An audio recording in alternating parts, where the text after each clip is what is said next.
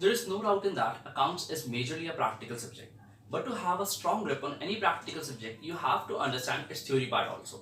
Initial chapter of accounts is based purely on theory, which you have to understand to have a strong grip on the practical part. Hello dosto, I am Gagan and welcome back to my channel. In today's video, we will study the second chapter of 11th accounts, which is basic accounting terms. मैंने आपको accounts के first chapter में बताया था कि accounts business की language होती है. अब अगर हमें किसी भी लैंग्वेज को समझना है तो उसके लिए उसमें यूज होने वाली टर्म्स को समझना पड़ेगा. सो बेसिक अकाउंटिंग टर्म्स हमें अकाउंट्स की उन्हीं टर्म्स के बारे में बताता है जो हम यूज करके अकाउंट्स को बेटर समझ सकते हैं. यानी वो सब टर्म्स सीखने को मिलेंगी जो हम अकाउंट्स में यूज करेंगे. नॉर्मल टर्म से थोड़ी अलग है, बट हाँ बहुत ही आसान है और सीखने में इंटरेस्टिंग होगी. तो चलिए शुरू करते हैं. जो हमारी पहली टर्म है वो है प्रोप्राइटर. प्रोप्राइटर कौन होता है? अकाउंट्स हम किसी बिजनेस के लिए बनाते हैं, किसी इकोनॉमिक एक्टिविटी के लिए बनाते हैं. तो हमारा प्रोप्राइटर वो पर्सन है, इसको मैं ओनर बोल सकता हूं.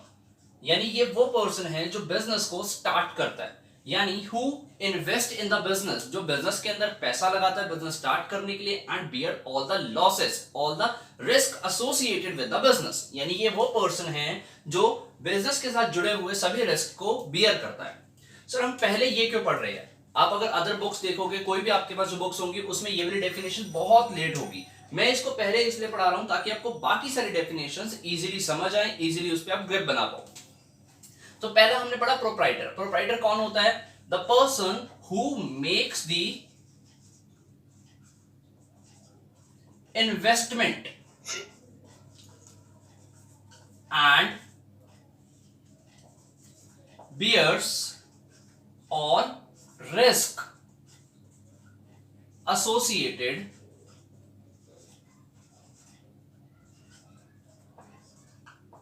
with the business. एक वो पर्सन जो बिजनेस के अंदर इन्वेस्टमेंट कर रहा है और बिजनेस के सारे रिस्क को बियर करने के लिए तैयार है, वो होता है हमारा प्रोप्राइटर, यानी कि ओनर ऑफ द बिजनेस. जो भी हमने अकाउंटिंग करनी है वो इसी पर्सन के लिए करनी है. जो हमारी सेकंड टर्म है वो है कैपिटल. कैपिटल एक बहुत इंपॉर्टेंट टर्म है. और ये क्या चीज है? This is the amount invested into the business by whom? By the proprietor. Means proprietor जो इन्वेस्टमेंट बिजनेस में कर रहा है, उस इन्वेस्टमेंट का नाम रखा गया है कैपिटल. तो फर्स्ट टर्म हमने पढ़ी proprietor and the second term is capital. Proprietor means a person who start the business with the capital, यानी कि who invest capital into the business. तो हमने दो टर्म्स पढ़ ली, proprietor and capital. Proprietor जो business को स्टार्ट कर रहा है, बिजनेस के सारे रिस्क को बियर कर रहा है, और जो वो अमाउंट इन्वेस्ट कर रहा है उसको बोला जाएगा कैपिटल. सपोज मैं बोलता हूँ एक एग्जांपल कि एक पर्सन है मिस्टर ए. मिस्टर ए ने एक बिजनेस स्टार्ट किया विद ₹1 लाख. तो मिस्टर ए हमारे प्रोप्राइटर हैं और 1 लाख रुपीस जो उन्होंने इन्वेस्ट किए ये हमारी कैपिटल हो गई. तो दो टर्म्स आपको अच्छे से समझ आ गई. आइए चलते हैं थर्ड टर्म की तरफ. हाँ जी, तो हमारी थर्ड टर्म है बिजनेस ट्रांजैक्शन. अब देखिए, जो प्रोप्राइटर ने बिजनेस इन्वेस्ट किया विद द कैपिटल, उसने बिजनेस में कैपिटल इन्वेस्ट किया. अब वो उस कैपिटल से कुछ ना कुछ वर्क करना चाहता है, इकोनॉमिक एक्टिविटी करना चाहता है. तो वो जो सारी इकोनॉमिक एक्टिविटीज है, इकोनॉमिक ट्रांजैक्शंस है, फाइनेंशियल ट्रांजैक्शंस है, यानी कि the transaction related to money, वो सब होती है बिजनेस ट्रांजैक्शन. यानी कि इनको बोल सकते हैं हम फाइनेंशियल ट्रांजैक्शंस या financial events, economic events associated with the business. जो भी ऐसे ट्रांजैक्शंस होंगी, जो इकोनॉमिक ट्रांजैक्शंस होंगी, इकोनॉमिक इवेंट्स होंगे, यानी कि पैसा कमाने के लिए कर रहे होंगे और पैसे से रिलेटेड होंगे, उनको बोला जाएगा बिजनेस ट्रांजैक्शन. बेसिकली वो सारे ट्रांजैक्शन जिनको हम बिजनेस के अंदर रिकॉर्ड कर सकते हैं आर कॉल्ड बिजनेस ट्रांजैक्शंस. तो ये थी हमारी थर्ड टर्म. हम अपने एग्जांपल को कंटिन्यू रखते हैं. हमारे पास थे मिस्टर ए जिन्होंने 1 लाख रुपीस बिजनेस में इन्वेस्ट किए थे, यानी ये हमारे प्रोप्राइटर थे. ये हमारे पास कैपिटल था. इस कैपिटल को इन्वेस्ट करके इन्होंने कुछ ट्रांजैक्शंस की होंगी, बिजनेस के लिए कुछ आइटम्स खरीदी होंगी बेचने खरीदने के लिए. तो जो ट्रांजैक्शंस हुई होंगी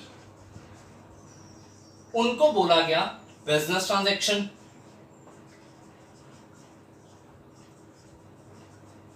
अब बिजनेस ट्रांजैक्शन करने के बाद ये क्या करेंगे, अपने बिजनेस को चलाने के लिए ये कुछ प्रॉपर्टीज खरीदेंगे।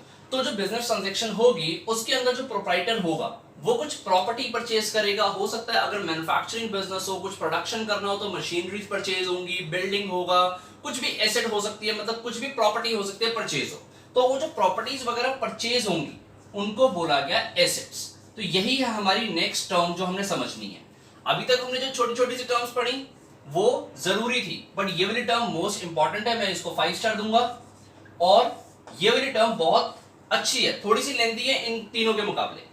एसेट्स क्या होती है? Assets are basically properties of business, are the economic assets of business which held in business for generating more economic revenue. वो वाली सारी चीजें जो बिजनेस के अंदर रेवेन्यू जनरेट करने के लिए हैं उनको हम एसेट्स बोलते हैं, जिनसे हमारा कोई इकोनॉमिक बेनिफिट जुड़ा हुआ है। मैं आपको एग्जांपल देता हूं। हमारे बिजनेस ने मैंने स्टार्ट किया तो ये जो प्रॉपर्टी है, प्रेमाइसेस है, इसको मैंने रेंट पे लिया या फिर मैंने इसको खरीदा, तो खरीदने से मेरी एक प्रॉपर्टी क्रिएट हो गई, तो ये मेरी एसेट है। अगर हम एसेट की डेफिनेशन की बात करें तो यही है जो चीजें हमें इकोनॉमिक बेनिफिट देंगी फ्यूचर में, वो हमारी सारी एसेट्स होती है। The properties which gives us the economic benefit are called assets. ठीक है, ये तो आसान था। इसके अलावा एसेट्स को और हम क्लासिफिकेशन है इसकी, उसके बारे में समझते हैं। हाँ जी, हम एसेट्स की बात कर रहे थे।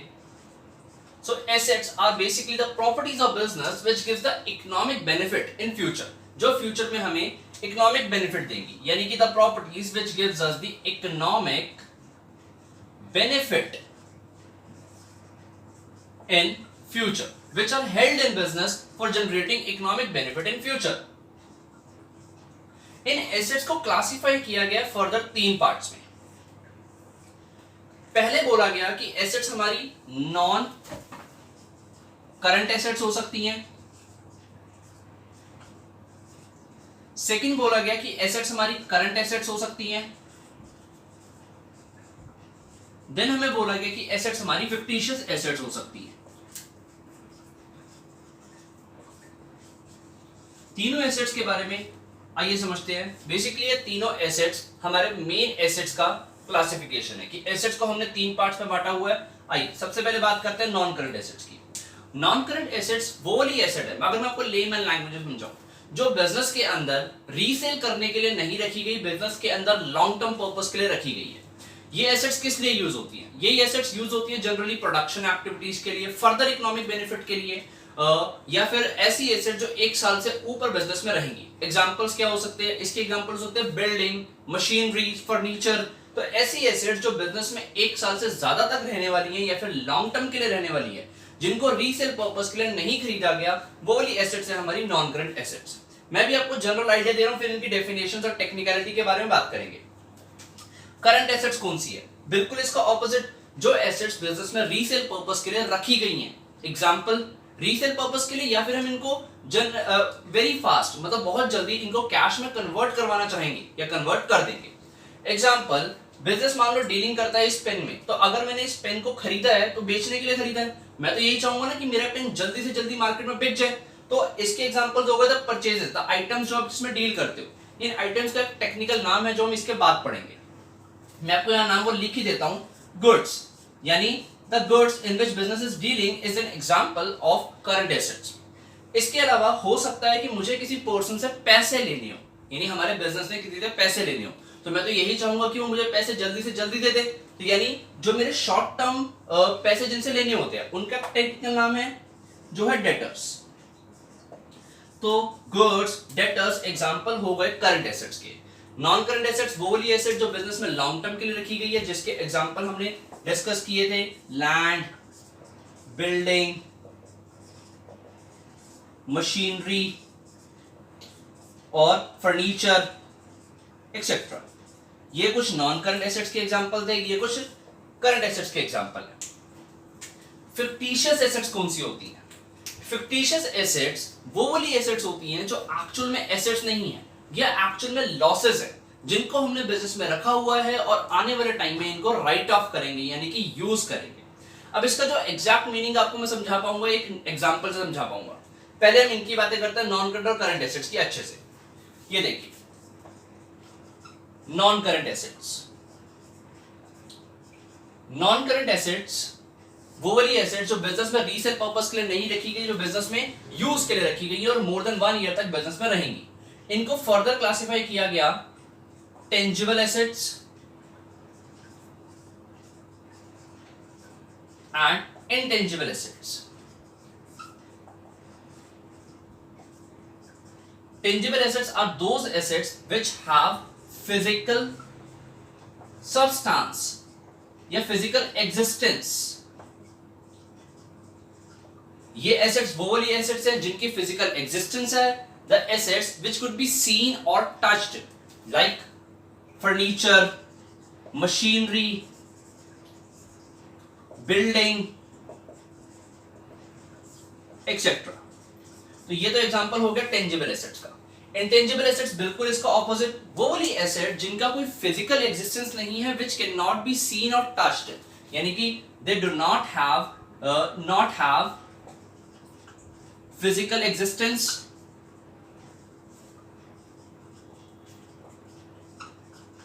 also they cannot be seen or touched। Sir ऐसी कौन सी एसेट्स हो सकती हैं जिनको आप देख नहीं सकते, छू नहीं सकते? ऐसी एसेट्स हो सकती हैं बिजनेस के पास कुछ कंप्यूटर सॉफ्टवेयर पड़े हैं, आप सॉफ्टवेयर को देख और छू नहीं सकते। कोई ट्रेडमार्क्स हैं, कॉपीराइट जो आपने परचेज किए हुए, एक्सेट्रा। तो ये वो वाली एसेट्स हैं जिनको आप देख नहीं सकते, जिनको छू नहीं सकते, बट वो 1 साल से ज्यादा बिजनेस के लिए है, रीसेल पर्पस के लिए नहीं खरीदे गए हैं और हमारी इंटेंजिबल एसेट्स बनाते हैं। टेंजिबल एसेट्स जिनको आप देख सकते हो, छू सकते हो, जिनका फिजिकल एग्जिस्टेंस है, जिसके एग्जांपल है फर्नीचर, मशीनरी, बिल्डिंग एक्सेट्रा, कुछ भी हो सकते हैं। तो हमने डिस्कस कर लिया नॉन करंट एसेट्स को। सेकंड हम डिस्कस करते हैं करंट एसेट्स को। सो नेक्स्ट है हमारी करंट एसेट्स। हम लोग एसेट्स की ही क्लासिफिकेशन पढ़ रहे हैं। एसेट्स की क्लासिफिकेशन में second asset current asset. Current assets are the assets which are in business for converting into cash, जो हम जल्दी से जल्दी कैश में कन्वर्ट करना चाहते हैं। और अगर मैं कितना जल्दी बोलूं तो लेस देन 1 ईयर या लेस देन 12 मंथ्स, जिनको मैं चाहता हूं कि जो 1 साल से कम के अंदर कैश में कन्वर्ट हो जाए, जिसके हमने एग्जांपल्स पढ़ लिए। गुड्स जिसमें मैं डील करता हूं, डेटर्स जिनसे मुझे पैसे लेने हैं, मैं चाहूंगा जल्दी से जल्दी पैसा आ जाए। कोई शॉर्ट टर्म लोन्स, ये वो वाले लोन है जो मैंने मेरे बिजनेस में किसी को पैसा उधार दिया हुआ है, तो अगर मैंने उसको शॉर्ट टर्म के लिए दिया हुआ है तो मैं चाहूंगा कि शॉर्ट टर्म में जनरली वापस आ जाए वो। तो ये एग्जांपल्स बन गए मेरी करंट एसेट्स के, जो कैश में कन्वर्ट होने के लिए रखे हैं और बिजनेस में जल्दी से जल्दी उनको मैं बेचना चाहता हूं, रीसेल पर्पस के लिए रखे हुए हैं। तो हमने non current assets, current assets को डिस्कस कर लिया है। Next is fictitious asset.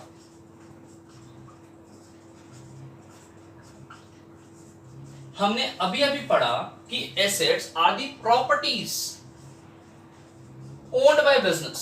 जो प्रॉपर्टीज बिजनेस ओन करता है इकोनॉमिक बेनिफिट के लिए फ्यूचर में, फ्यूचर में जिन प्रॉपर्टी से इकोनॉमिक बेनिफिट मिलेगा वो हमारी एसेट्स होती हैं। बट मैं इसके बारे में लिखना चाहूंगा कि हमारी फिक्टिशियस एसेट्स एक्चुअल में हमारा लॉस होती है। बिल्कुल सर, ये क्या बात कर रहे हो? समझो ध्यान से कि फिक्टिशियस एसेट हमारा लॉस है, यानी ये एक्चुअल में हमारी एसेट नहीं है, इनको हम मान के चल रहे हैं कि ये हमारी एसेट है। मैं आपको एग्जांपल देता हूं। आपने आज 1 अप्रैल 2020 एग्जांपल में डेट ले रहा हूं एक, कि इस डेट पे एक बिजनेस स्टार्ट किया और बिजनेस स्टार्ट करने के लिए आपने इस बिजनेस का प्रमोशन किया, एडवर्टाइजमेंट करी। एडवर्टाइजमेंट करने के लिए आपने, सपोज मैं बोलता हूं, आपने एक ज्वेलरी बिजनेस स्टार्ट किया, ज्वेलरी शोरूम खोला है और आपने इसकी एडवर्टाइजमेंट के लिए किसी फेमस एक्ट्रेस को बुला लिया और उस फेमस एक्ट्रेस ने इस बिजनेस को प्रमोट किया, यानी आपकी ज्वेलरी पहन के उसने एडवर्टाइजमेंट करी। अब जो एडवर्टाइजमेंट करी तो उसने सपोज 10 लाख रुपए का चेक ले लिया, यानी उसने बोला लाओ सर मेरी फीस है जो मैं एक्टिंग करूंगी, आपकी ज्वेलरी पहन के दिखाऊंगी, उसके मैं 10 लाख रुपए लूंगी। ठीक है भाई, बिजनेस को देने पड़े, फेमस एक्ट्रेस थी। अब क्या हुआ, बिजनेस सोचेगा यार पहला दिन था, बिजनेस स्टार्ट भी नहीं हुआ, 1 रुपए की ज्वेलरी नहीं बिकी, 10 लाख रुपए का खर्चा हो गया। तो बिजनेस इस खर्चे को खर्चा ना मान के एक्चुअल में अपनी फिक्टिशियस एसेट मान लेगा। रीजन बिजनेस कहेगा इस 10 लाख रुपए का खर्चा मेरे को कोई वन टाइम थोड़ा ना, मतलब बेनिफिट 10 लाख रुपए का बेनिफिट मेरे को कोई वन टाइम थोड़ा ना मिलना है, इसका बेनिफिट तो मुझे आने वाले कई सालों में मिलता रहेगा। आप आज से 5 साल बाद भी जब उस दुकान के सामने से गुजरोगे तो बोलोगे यार कि यहाँ पर वो फेमस एक्ट्रेस आई थी, हम यहाँ से ज्वेलरी ले लेते। तो वही इसका एग्जांपल है कि उसका जो बेनिफिट है मुझे आने वाले कई सालों तक मिलेगा। यही तो हमने यहाँ पढ़ा था कि properties which gives economic benefit in the future, यानी जो हमें फ्यूचर में इकोनॉमिक बेनिफिट दे, तो ये वाला खर्चा भी हमें फ्यूचर में इकोनॉमिक बेनिफिट दे रहा है। तो इसीलिए इनका एग्जांपल, इसका नाम रखा गया फिक्टिशियस एसेट और इनको एसेट बोला गया, बट इन रियलिटी ये हमारा लॉस है। तो आई होप आपको फिक्टिशियस एसेट अच्छे से समझ आ गया होगा। हमारा एसेट पार्ट कंप्लीट हो गया है। एसेट पार्ट थोड़ा सा लेंथी था जो हमने स्टार्टिंग में पढ़ा। तो हमने कौन कौन सी डेफिनेशंस कवर कर ली? हमने प्रोप्राइटर कर लिया, सेकंड हमने कैपिटल कर लिया, देन हमने बिजनेस ट्रांजैक्शन कर लिया, एंड देन हमने एसेट कर लिया। ये चैप्टर बेसिक अकाउंटिंग टर्म्स पे बेस्ड है। ये सारे टर्म्स हैं जो आप यूज करने वाले हो in the normal course of accounts, यानी नॉर्मल लैंग्वेज में जब यूज करने वाले हो, तो इसीलिए इनकी अंडरस्टैंडिंग बहुत जरूरी है। हमने 4 कवर कर लिए, चलिए चलते हैं नेक्स्ट अपनी टर्म की ओर। तो हम डिस्कस कर चुके हैं proprietor, capital, business transaction and assets. So हमारी जो नेक्स्ट टर्म है वो है एसेट्स का ऑपोजिट लायबिलिटीज। लायबिलिटीज क्या है? मैंने आपको बताया एसेट्स का ऑपोजिट, यानी लायबिलिटीज का मतलब बिजनेस के कर्जे, the amount owned by business to others, यानी ये वो वाला पैसा है जो बिजनेस ने वापस करना है लोगों को। अब डेफिनेटली अगर मैं कोई बिजनेस कर रहा हूं तो उसके पास उसमें मेरे पास कुछ प्रॉपर्टीज होंगी, तो उसके ऑपोजिट कुछ कर्जे भी होंगे। बिजनेस हो सकता है उधार लेके किया हो, लोन लेके किया हो, तो वो जो सारी मेरे पास जितने भी लोगों के पैसे देने होंगे उनका एक शॉर्ट वर्ड, उनकी एक टर्म बनाई गई लायबिलिटीज। तो अगर इसको मैं नॉर्मल वे में समझना चाहूं तो ये मेरा कर्जा है, तो कर्जा मेरी लायबिलिटीज। जैसे हमने एसेट्स को क्लासिफाई किया था नॉन करंट, करंट और फिक्टिशियस एसेट्स में, वैसे ही लायबिलिटीज को भी क्लासिफाई किया गया है non current and current liabilities. यहां पर 2 पार्ट्स में ही क्लासिफिकेशन है, नॉन करंट और करंट लायबिलिटी। पहले हम नॉन करंट लायबिलिटी की बात करते हैं। नॉन करंट लायबिलिटी वो वाली लायबिलिटी है जो बिजनेस ने वापस करनी है लोगों को फॉर द लॉन्ग टर्म, यानी कि जो लंबे समय में वापस करनी है। जनरली मैं आपको बता दूं which remain in the business, यानी जो कर्जे हमारे ऊपर रहेंगे फॉर मोर देन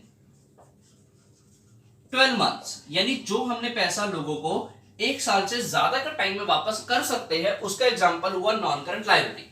मतलब उसका नाम हुआ नॉन करंट लायबिलिटी। इसके एग्जांपल क्या हो सकते हैं? कोई हमने लॉन्ग टर्म लोन ले रखा है बैंक से, लॉन्ग टर्म लोन के अलावा हमारे पास और इसका एग्जांपल क्या हो सकता है? आप 12th क्लास में पढ़ोगे टर्म डिवेंचर्स। डिवेंचर भी एक तरीके का लोन होता है जिसको हम डिटेल में 12th क्लास में पढ़ेंगे। तो ये एग्जांपल है नॉन करंट लायबिलिटीज के। बेसिकली वो वाला पैसा जो लंबे समय में बिजनेस से वापस करना है, यानी कि लॉन्ग टर्म कर्जे, जो कर्जा बिजनेस ने बहुत लंबे समय में 1 साल से ज्यादा के समय में वापस करना है, उसके लिए 1 साल से ज्यादा का समय हमें मिल जाता है। इसके अगर ऑपोजिट बात करें करंट लायबिलिटी, जैसे आपको समझ आ गया होगा, अगर ये नॉन करंट है तो ये करंट है। करंट का मतलब जो पैसा बिजनेस से वापस करना है with in less than 12 months. तो करंट लायबिलिटी वो वाली लायबिलिटी जो हमने लेस देन 12 मंथ्स में रीपे करनी है, यानी ऐसे कर्जे जो हमने 12 महीने से कम के समय में, बेसिकली 1 साल के अंदर अंदर वापस करने हैं जिससे भी लिए हुए हैं। इसका एग्जांपल, कोई हमने शॉर्ट टर्म के लिए लोन लिया हुआ है।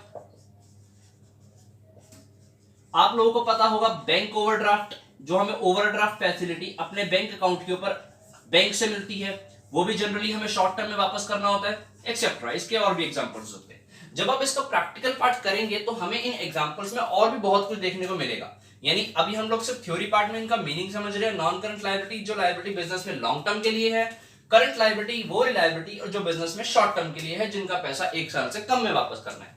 लायबिलिटीज का ओवरऑल मतलब था कर्जा, यानी the amount owed by business. अगर मैं नॉन करंट लायबिलिटी की बात और करूं तो नॉन करंट लायबिलिटी को फर्दर क्लासिफाई किया गया है दो पार्ट्स में, इंटरनल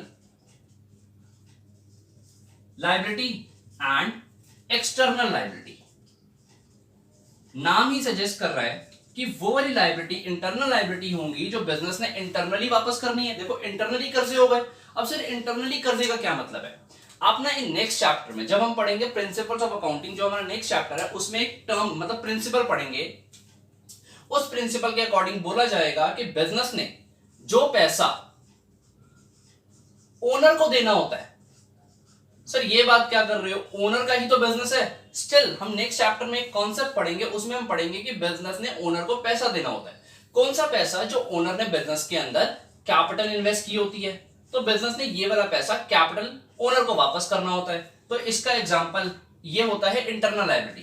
तो इंटरनल लायबिलिटी का जो एग्जांपल बन जाता है वो है कैपिटल, जो ओनर को वापस होना है।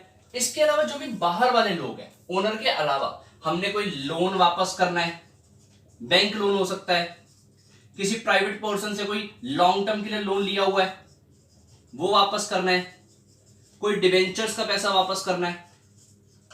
तो ये सारे जो एग्जांपल्स हैं ये है एक्सटर्नल लायबिलिटी के। एक्सटर्नल लायबिलिटी जो हमने बाहर वालों को, एक्सटर्नल्स जो होंगे बिजनेस से बाहर के लोग होंगे उनको वापस करना है। इंटरनल लायबिलिटी जो हमने बिजनेस के अंदर वापस करना है, और अंदर की जो हमारी लायबिलिटी है सिर्फ ओनर के थ्रू होती है, ओनर के रिस्पेक्ट में होती है और किसी के रिस्पेक्ट में नहीं होती। तो हमने अपनी जो टर्म है उसके अंदर एक लायबिलिटी को भी कवर कर लिया है। चलिए नेक्स्ट टर्म की तरफ चलते हैं। हमारी नेक्स्ट टर्म है गुड्स। हमने अभी इसका एग्जांपल यूज किया था, अब मैं आपको बताता हूं गुड्स होते क्या। The goods are the items in which business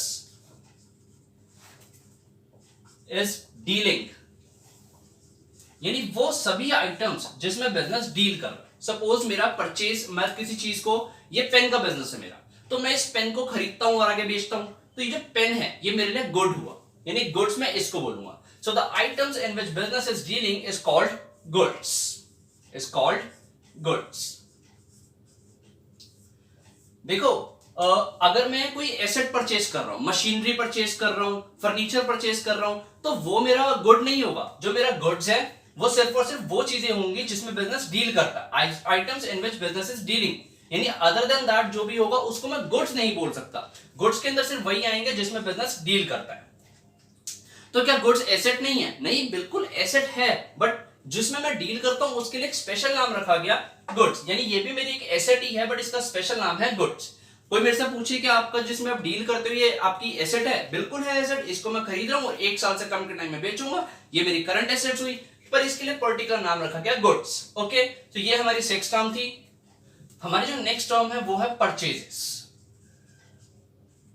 purchases का मतलब होता है खरीदना, हमने कोई चीज खरीदी है।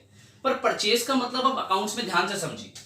परचेज का मतलब अगर आपको कहीं पर वर्ड दिखा हुआ लिखता है, मिलता है सिर्फ ओनली परचेजेस, यानी वर्ड लिखा हुआ, इसके आगे पीछे कुछ नहीं लिखा हुआ, तो इसका मतलब है परचेज ऑफ गुड्स ओनली। और गुड्स का मतलब हमने अभी इससे पहले वाली डेफिनेशन में समझा है कि the items in which business is dealing. तो परचेजेस का मतलब हुआ सिर्फ वो वाली आइटम्स जिसमें बिजनेस डील करता है। सो purchase means purchase of goods only. Other कोई भी चीज लिखी है, जैसे मैंने मान लो फर्नीचर परचेज किया है, तो मैंने अगर फर्नीचर परचेज किया है,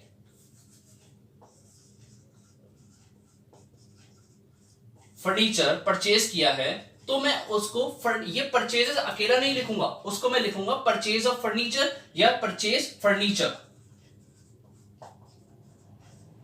ये फर्नीचर में मैं डील नहीं करता, ये मेरा बिजनेस नहीं है। मेरा बिजनेस तो है इस पेन में डील करना, तो अगर मैं पेन को परचेज करता हूं तो उसको मैं परचेज से क्लासिफाई कर सकता हूं। मुझे उसके आगे लिखने की जरूरत नहीं है कि परचेज ऑफ पेन, स्पेसिफाई करने की जरूरत नहीं है। बट अगर मैं फर्नीचर परचेज करता हूं तो उसको मैं परचेज नहीं लिख सकता, आगे लिखना पड़ेगा कि परचेज ऑफ फर्नीचर या furniture purchased. Okay, so I hope आपको परचेज का मतलब समझ आ गया होगा। परचेज ऑफ गुड्स ओनली जिसमें बिजनेस डील करता है। तो हमारी नेक्स्ट डेफिनेशन है परचेजेस या परचेज रिटर्न। यानी देखो परचेज का मतलब हम समझ चुके हैं, परचेज का मतलब परचेज ऑफ गुड्स ओनली। तो परचेज रिटर्न का मतलब परचेज रिटर्न ऑफ गुड्स। हमने कोई गुड खरीदा जो कि डिफेक्टिव हो गया, डिफेक्टिव हो गया या फिर एक्सपायरी निकला, तो ऐसे गुड्स को हमने रिटर्न कर दिया। तो जब हमने इस रिटर्न किया तो इसको बोला गया परचेज रिटर्न। तो परचेज रिटर्न का मतलब है return of goods only. Similarly यहां पर अगर मैं किसी से फर्नीचर या मशीनरी परचेज करके उसको वापस कर रहा हूं तो वो परचेज रिटर्न में नहीं आएगा, उसके लिए वर्ड बनेगा परचेज रिटर्न ऑफ मशीनरी या परचेज रिटर्न ऑफ फर्नीचर। अगर ओनली परचेज रिटर्न लिखा हुआ है तो अंडरस्टूड है कि वो बात मैं सिर्फ और सिर्फ गुड्स के लिए कर रहा हूं, यानी यहां पर भी ओनली गुड्स की बात हो रही है और किसी चीज की नहीं हो रही। और गुड्स वो चीजें होती हैं जिसमें बिजनेस डील करता है। परचेज रिटर्न का एक और नाम है रिटर्न आउटवर्ड। परचेज रिटर्न का ही एक और नाम है, एग्जाम में आपको कई जगह पे रिटर्न आउटवर्ड भी दिखने को मिलेगा, बहुत कॉमन नाम है। तो परचेज रिटर्न को रिटर्न आउटवर्ड भी बोला जाता है, नाम से ही समझ आता है रिटर्न आउटवर्ड। वो वाली हमने रिटर्न करी है जो बिजनेस से बाहर गई है, तो जो परचेज किया वही तो हमने आउट किया होगा बिजनेस से। सो रिटर्न आउटवर्ड भी परचेज रिटर्न का एक नाम है। हमारी नेक्स्ट आइटम है सेल्स। याद कीजिए परचेज को अभी हमने किया, परचेज में हमने किया था परचेज ऑफ गुड्स ओनली। वैसे ही उसका ऑपोजिट, जब बिजनेस जो भी चीज परचेज कर रहा है, अगर मैं इस पेन में डील कर रहा हूं तो मैं इसको परचेज कर रहा हूं रीसेल करने के लिए, तो वैसे ही जो रीसेल हो रही है यानी कि सेल्स के अंदर आएगा रीसेल ऑफ परचेजेस। और परचेजेस क्या था? परचेजेस था परचेज ऑफ गुड्स ओनली। तो अगर मैं इसको समराइज करूं तो मैं बोल सकता हूं sales means sales of goods only. यानी अगर मैं इसके अलावा और कुछ बेचता हूं, गुड्स के अलावा कुछ और बेचता हूं, तो उसको मैं सेल से क्लासिफाई नहीं करूंगा, उसके लिए स्पेसिफिक नाम रखूंगा सेल ऑफ दैट थिंग। यानी अगर मेरे को सिर्फ वर्ड लिखा हुआ मिलता है सेल्स, तो उसका अंडरस्टूड मीनिंग है कि वो गुड्स की ही बात हो रही है। तो जैसे यहां पर परचेज की बात हो रही थी, परचेज वर्ड लिखा हो तो परचेज ऑफ गुड्स ओनली की बात हो रही है, और सेल्स वर्ड लिखा हो तो सेल ऑफ गुड्स ओनली की बात हो रही है। जैसे हमने परचेज के लिए एक वर्ड किया था परचेज रिटर्न, यानी परचेज जो हमने वापस कर दी। सिमिलरली सेल्स के लिए भी एक वर्ड है जो हमारी डेफिनेशन बनती है 10th, sales return. Sales return का बिल्कुल जो आपको मीनिंग समझ आ रहा है वही है कि जो गुड्स आपके पास वापस आए हैं, आपने किसी को बेचा था, जो गुड डिफेक्टिव हो गया या उसके सैंपल के अकॉर्डिंग नहीं था या उसके अकॉर्डिंगली नहीं था, तो उसने वो गुड्स वापस कर दिया। जब उसने वापस किया तो उसका नाम रखा गया सेल्स रिटर्न। सेल्स रिटर्न के अंदर भी सिर्फ और सिर्फ सेल्स रिटर्न ऑफ गुड्स आएगा। अगर आप और किसी चीज को सेल करते हो, मैं आपको एग्जांपल देता हूं, बिजनेस के अंदर फर्नीचर पड़ा था, खराब हो गया, मैंने उसको बेच दिया, ठीक है। जब वो बेच दिया तो उसका जो नाम बनेगा वो फर्नीचर, सेल ऑफ फर्नीचर बनेगा, सेल्स नहीं बनेगा। यानी उसको स्पेसिफाई करना पड़ेगा कि मैंने फर्नीचर बेचा है। सिमिलरली अगर वो फर्नीचर वापस आ जाता है मेरे पास तो वो सेल रिटर्न ऑफ फर्नीचर होगा, उसको मैं ओनली सेल रिटर्न नहीं बोल सकता। तो सेल रिटर्न भी रिटर्न ऑफ गुड्स सोल्ड, जो मैंने गुड्स सोल्ड किए थे उनकी अगर रिटर्न आएगी तो यहां पर वर्ड बार बार जो हाईलाइट हो रहा है वो है गुड्स। गुड्स का ध्यान रखिए, गुड्स बहुत इंपॉर्टेंट चीज है। Purchase, purchase return, sale, sale return, सब में गुड्स का बहुत ज्यादा सिग्निफिकेंस है। जैसे परचेज रिटर्न का एक नाम था रिटर्न आउटवर्ड, सेल्स रिटर्न का एक नाम है रिटर्न इनवर्ड। ये भी एक कॉमन वर्ड है और हमेशा लिखा हुआ मिलता है। मुझे सेल्स रिटर्न कम लिखा हुआ मिलेगा, रिटर्न आउटवर्ड और रिटर्न इनवर्ड ज्यादा लिखा हुआ मिलेगा। रिटर्न आउटवर्ड, जो मैंने गुड्स बेचा था वो मेरे पास इनवर्ड वापस आ गया रिटर्न होके। तो ये थी हमारी 10 डेफिनेशंस जो हमने आज कवर करी। नाइन्थ हमने पढ़ी थी सेल्स और 10th हमने पढ़ी सेल्स रिटर्न। मैं आपको एक बार डेफिनेशंस रिवाइज करवा देता हूं एक एग्जांपल के थ्रू। हाँ जी, तो ध्यान से सुनिएगा एग्जांपल। हमारे प्रोप्राइटर जो पहले से चलते हुए आ रहे हैं मिस्टर ए, ये हो गए प्रोप्राइटर। पहली डेफिनेशन ये थी हमारी, जो बिजनेस स्टार्ट करता है, जो बिजनेस में एसोसिएटेड सारे रिस्क उठाता है और बिजनेस में इन्वेस्ट करता है, जो वो अमाउंट इन्वेस्ट करेंगे उसको बोला गया कैपिटल। तो ये हो गई हमारी second definition, the amount invested in business. Third, वो बिजनेस को इन्वेस्ट करके कहीं ना कहीं परचेज करेंगे या कहीं ना कहीं ट्रांजैक्शंस करेंगे। तो नेक्स्ट इसके बाद वो करेंगे बिजनेस ट्रांजैक्शंस, यानी फाइनेंशियल ट्रांजैक्शंस करेंगे कुछ, तो वो यहां कवर हो गई। तो हमने ये फर्स्ट डेफिनेशन सेकेंड, थर्ड। इसके बाद जब वो बिजनेस ट्रांजेक्शन करेंगे तो कोई एसेट परचेज करेंगे, बिना एसेट्स के तो बिजनेस चल ही नहीं सकता ना कुछ एसेट तो परचेज करेंगी। हो सकता है मशीनरी, बिल्डिंग, कुछ ना कुछ तो खरीदेगी। अब वो एसेट जो हो सकता है टेंजिबल परचेज कर लें, या फिर पहले तो मैं बोलता हूं वो नॉन करंट एसेट भी परचेज कर सकते हैं, वो करंट एसेट भी परचेज कर सकते हैं। नॉन करंट के अंदर टेंजिबल भी हो सकता है और इनटेंजिबल भी हो सकता है। नॉन करंट एसेट्स का एग्जांपल दूं, अगर वो बिल्डिंग खरीद लेते हैं। नॉन करंट में फर्दर एग्जांपल दूं टेंजिबल इनटेंजिबल का, तो अगर वो बिल्डिंग खरीदते हैं तो टेंजिबल का एग्जांपल हो गया। अगर वो सॉफ्टवेयर्स वगैरह खरीदते हैं, कंप्यूटर सॉफ्टवेयर खरीदते हैं, कॉपीराइट, पेटेंट, ट्रेडमार्क्स खरीदते हैं, तो इनटेंजिबल का एग्जांपल हो गया। अगर वो गुड्स वगैरह खरीदते हैं बेचने के लिए, रीसेल पर्पस के लिए, तो वो करंट एसेट्स का एग्जांपल हो गया। एसेट्स के बाद वो क्या करेंगे, एसेट्स के बाद हो सकता है कि उन्होंने किसी बंदे से कर्जा लिया हो, तो वो लायबिलिटी क्रिएट हो गई। लायबिलिटी हो सकता है कि वो नॉन करंट लायबिलिटी क्रिएट हुई हो या फिर करंट लायबिलिटी क्रिएट हुई हो। इसके बाद लायबिलिटी के बाद वो परचेज करेंगे वो आइटम्स जिनमें वो डील करना चाहते हैं, यानी वो गुड्स परचेज करेंगे। हमारे पास 3, 4, 5, 6 गुड्स वो परचेज करेंगे, वो वाली आइटम जिनमें वो डील करना चाहते हैं। सपोज इस पेन की बात कर रहा हूं तो पेन को परचेज करके सेल करेंगे। गुड्स के बाद वो नेक्स्ट जाएंगे तो फिर वो परचेजेस करेंगे। गुड्स, ये गुड्स के साथ एसोसिएटेड ही है कि वो परचेज ऑफ गुड्स ही करेंगे। तो ये हमारी 7th डेफिनेशन कवर होगी। परचेज ऑफ गुड्स का मतलब, परचेजेस का मतलब परचेज ऑफ गुड्स ओनली। इसके बाद हो सकता है कि कुछ गुड वापस आ जाए, तो उसको बोला गया परचेज रिटर्न। इसके बाद हो सकता है वो कुछ गुड सेल भी करेंगे, डेफिनेटली पैसा भी तो कमाना है, तो वो सेल करेंगे। Sale of goods only cover हुआ। और हो सकता है कि कुछ गुड सेल्स रिटर्न होके वापस आ जाए। तो इस तरीके से आपने अपनी 10 डेफिनेशंस को आज कवर कर लिया। ये एग्जांपल पूरा आपकी 10 डेफिनेशंस को कवर कर रहा है, ध्यान से समझिएगा। अगर आपको, वैसे अभी ये चैप्टर खत्म नहीं हुआ, इसमें और भी डेफिनेशंस हैं। आपको इन सभी डेफिनेशंस के पीडीएफ नोट नीचे डिस्क्रिप्शन में मिल जाएंगे। आई होप आपको सारी डेफिनेशन समझ आ गई होंगी। अगर डेफिनेशन समझ आ गई है तो बहुत अच्छी बात है। अगर ये वीडियो आपको अच्छी लगी, पसंद आई, तो इसे लाइक करें और अपने दोस्तों के साथ शेयर करो। शेयर बहुत जरूरी है करना इस वीडियो को, बिकॉज शेयरिंग इज केयरिंग। अपने दोस्तों को भी समझाओ कि देखो पढ़ना कितना आसान है, वो अच्छे से इन सारी डेफिनेशंस को समझ सकते हैं। अकाउंट्स एक इजी सब्जेक्ट है, उनको भी पता लगे। स्टिल अगर आपको कोई डाउट रह जाता है तो मुझसे नीचे कमेंट सेक्शन में पूछें, या फिर मुझे अदर सोशल मीडिया हैंडल्स पे फॉलो करें। मैंने लिंक नीचे डिस्क्रिप्शन में दे दिया है। और हाँ, अगर आपको अकाउंट्स का पहला चैप्टर करना है, फर्स्ट चैप्टर करना है, तो उसका भी लिंक मैं नीचे डिस्क्रिप्शन में और ऊपर आई बटन में दे दूंगा। Thank you so much.